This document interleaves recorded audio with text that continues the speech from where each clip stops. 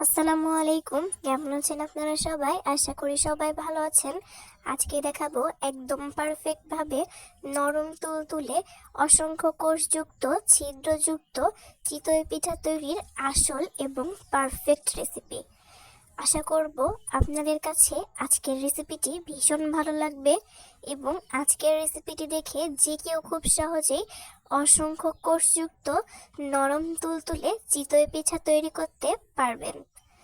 তো চলুন আজকের ভিডিওটি শুরু করা যাক। ভিডিওটি শুরু থেকে শেষ পর্যন্ত দেখার জন্য অনুরোধ রইল। প্রথমে আজকের রেসিপি তৈরি করার জন্য নিয়েছি ভেজা চালের গুঁড়া। এখন আমি চলে আসব মূল রেসিপিতে। সেই জন্য এখানে প্রথমে চালের গুঁড়া নিয়েছি। চালের গুঁড়া নিয়ে এখন এখানে দিয়ে দিব লবণ,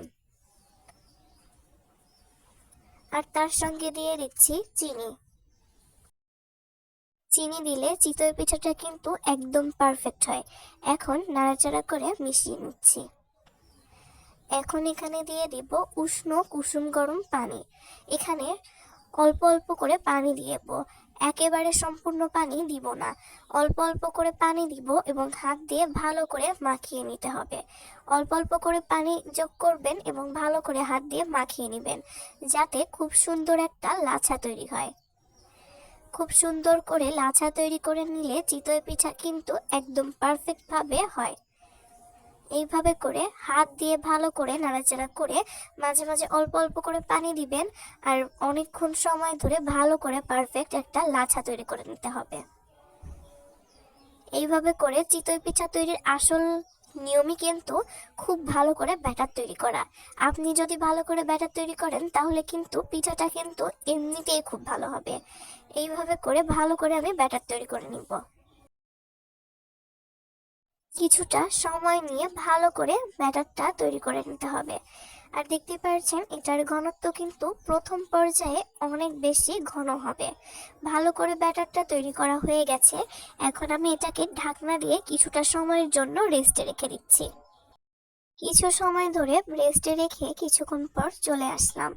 এই পর্যায়ে কিন্তু ব্যাটারটা আরো বেশি ঘন হয়ে যাবে।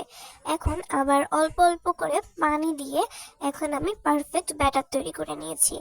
আর এটা মনে রাখবেন, আপনি যদি ছোট তাওয়ার বা 4 তাওয়ার পিঠা তৈরি করেন সেক্ষেত্রে ব্যাটারটা একটু পাতলা হবে। আর যদি বড় তাওয়ার পিঠা তৈরি করেন বা 1 তাওয়ার পিঠা তৈরি করেন সেক্ষেত্রে ব্যাটারটা একটু ঘন হবে। তো আমি এখানে ভালো করে উষ্ণ গরম পানি দিয়ে একটা ব্যাটার তৈরি করে নিব। আর দেখতেই পাচ্ছেন ব্যাটারটার ঘনত্ব কিন্তু ঠিক কতটুকু। তো ব্যাটারটা তৈরি কিন্তু একদম শেষ। এখন চলে আসবো মূল কাজে। চুলায় একটা তাওয়া বসিয়ে 1 ঘন্টা যাবত গরম করে নিয়েছি। আর তার উপর দিয়েছি পিঠা তৈরি করার জন্য ছোট্ট একটা কড়াই। সেই কড়াইটাও কিন্তু ভালো করে গরম করে নিয়েছি।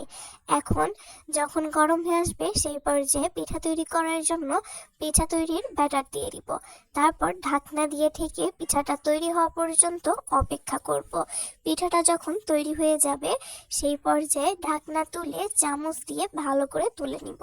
আর দেখতেই পাচ্ছেন পিঠাটা কিন্তু অসংখ্য ছিদ্রযুক্ত হয়েছে। অনেকেই মনে করেন পিঠা মাটির চুলায় তৈরি করা যায় আর গ্যাসের চুলায় তৈরি করা যায় না, কিন্তু এই ধারণাটা কিন্তু একদম ভুল। যদি আপনি পিঠা বানাতে পারেন তাহলে মাটির চুলা গ্যাসের চুলা এটা কোনো ম্যাটার না। আপনি কিন্তু চাইলে খুব সহজেই পিঠা তৈরি করতে পারবেন। এইভাবে করে আমি একে একে সবগুলো পিঠা বানিয়ে নিব। একটুও ব্যাটার নষ্ট হবে না যদি আপনি ঠিক এইভাবে পিঠা তৈরি করেন। আর এই পিঠাটা কিন্তু সবাই অনেক বেশি পছন্দ করবে। শীতকাল আসলেই কিন্তু আমাদের সবার আগে মনে পড়ে দুধ চিতই পিঠা, চিতই পিঠা। আর চিতই পিঠা তৈরি করতে কিন্তু অনেকেই জানে না। আজকের এই রেসিপিটি দেখে কিন্তু আপনারা খুব সহজেই চিতই পিঠা তৈরি করতে পারবেন। যারা পিঠা তৈরিতে একেবারেই নতুন তারা কিন্তু খুব সহজেই এই রেসিপিটি দেখে চিতই পিঠা তৈরি করতে পারবেন। যারা আমার চ্যানেল নতুন আপনাদের কাছে যদি আজকের রেসিপি ভালো লাগে তাহলে আমার চ্যানেলটিকে সাবস্ক্রাইব করে দিবেন, লাইক কমেন্ট শেয়ার করে দিবেন। যারা আজকের রেসিপিটি ফেসবুক পেজ থেকে দেখছেন তাদের যদি রেসিপিটি ভালো লাগে তাহলে চাইলে আমার পেজটিকে ফলো দিয়ে রাখতে পারেন। তো একে একে কিন্তু আমি সবগুলো পিঠা তৈরি করে নিচ্ছি। আর দেখতে পাচ্ছেন পিঠাটা কিন্তু কতটা ছিদ্রযুক্ত হয়েছে।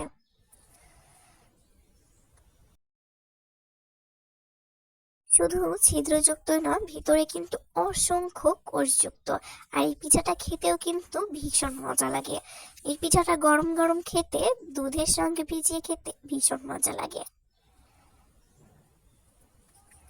আজকের রেসিপিতে যদি আপনারা চিতই পিঠা তৈরি করেন তাহলে চিতই পিঠা কিন্তু একদম পারফেক্ট হবে, সবাই প্রশংসায় পঞ্চমুখ হয়ে যাবে।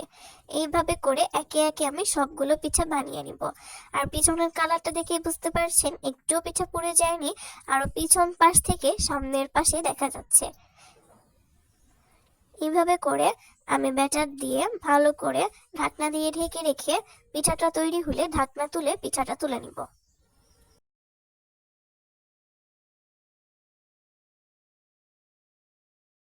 আপনাদের কাছে আজকের রেসিপিটি কেমন লেগেছে অবশ্যই কমেন্ট করে জানাবেন।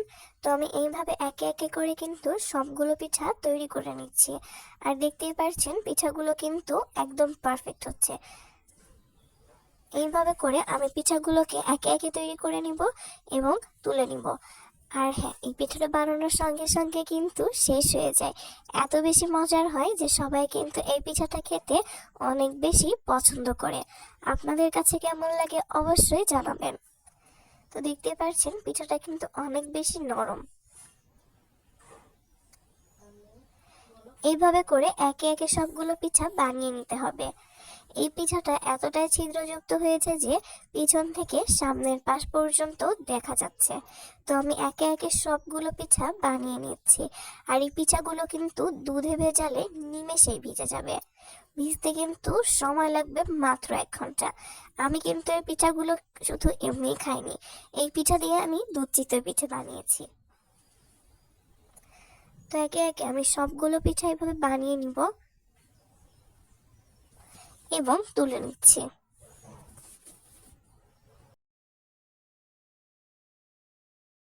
যারা এই পিঠাটা দিয়ে দুধ চিতই পিঠা বানাবেন বা দুধে ভেজাতে চাচ্ছেন তারা কিন্তু এই পিঠাগুলো তুলে একদম গরম গরম দুধের মধ্যে দিয়ে দিতে হবে। আমি কিন্তু এই পিঠাগুলো দিয়ে দুধ চিতই পিঠা বানিয়েছি আর এটা কিন্তু দেখতেই পারছেন। এইভাবে করে পিঠাগুলো দিয়ে একটা ঢাকনা দিয়ে ঢেকে দিব। আর এইভাবে করে আমি দুধ চিতই পিঠা বানিয়েছি। এই পিঠাগুলো কিন্তু খেতে ভীষণ মজা লাগে। তো এইভাবে করে আমি একে একে সবগুলো পিঠা প্রায় বানিয়ে নিয়েছি। এই পিঠা কিন্তু ছোট থেকে বড় সবাই এই পিঠাটা খেতে সবাই পছন্দ করবে। এখন আমি একটা পিঠাকে ভেঙে দেখাচ্ছি এর ভেতরটা কতটা কোষযুক্ত হয়েছে। এর ভেতরটা কিন্তু অনেক বেশি কোষযুক্ত, কোথাও কোনো কাঁচা ভাব নেই। এই পিঠাটা কিন্তু একদম পারফেক্ট আর খেতে অনেক বেশি মজার। এই পিঠাটা দুধ দেওয়ার সঙ্গে সঙ্গে নিমেষেই ভিজে যায়, পিঠা ভিজতে সময় লাগে না। তো এইভাবে করে একে একে আমি সবগুলো পিঠা বানিয়ে নিয়েছি। আর আজকের এই পিঠা রেসিপি দেখেই বুঝতে পারছেন এই পিঠাগুলো কতটা পারফেক্ট হয়েছে। আপনাদের কাছে কেমন লেগেছে অবশ্যই জানাবেন। আজকের ভিডিওটি বড় হয়ে গেছে, তবে আজকের ভিডিওটি দেখে আপনারা সবাই কিন্তু খুব সহজেই এই চিতই পিঠাটা তৈরি করতে পারবেন। যারা ভিডিওটি শুরু থেকে শেষ পর্যন্ত দেখেছেন তারা আশা করি বুঝতে পেরেছেন কিভাবে আপনারা খুব সহজেই এই চিতই পিঠার রেসিপিটি ভালো করে বানাতে পারবেন। নতুন কোনো ভিডিওতে খুব শীঘ্রই আপনাদের সামনে নতুন কোনো রেসিপি নিয়ে হাজির হব। আপনাদের কাছে এই আজকের চিতই পিঠা রেসিপি কেমন লেগেছে অবশ্যই জানাবেন। যদি ভালো লাগে আমার পরিবারের নতুন সদস্য হয়ে যুক্ত থাকবেন এবং পরিবারের সকলের সাথে ভিডিওটি শেয়ার করে দিবেন। আর আজকের এই পিঠার রেসিপি দেখেই বুঝতে পারছেন ভিতরে কিন্তু অসংখ্য কোষযুক্ত, অসংখ্য ছিদ্রযুক্ত এবং অনেক বেশি নরম তুলতুলে হয়েছে এই পিঠাটি। সবার জন্য অনেক বেশি দোয়া এবং শুভকামনা জানিয়ে আজকের মতো এই পর্যন্তই ভিডিওটি শেষ করব। নতুন কোনো ভিডিওতে নতুন রেসিপি নিয়ে হাজির হব। সবাই ভালো থাকবেন, সুস্থ থাকবেন। সবার সুস্থতা কামনা করে বিদায় জানাচ্ছি। আল্লাহ হাফেজ।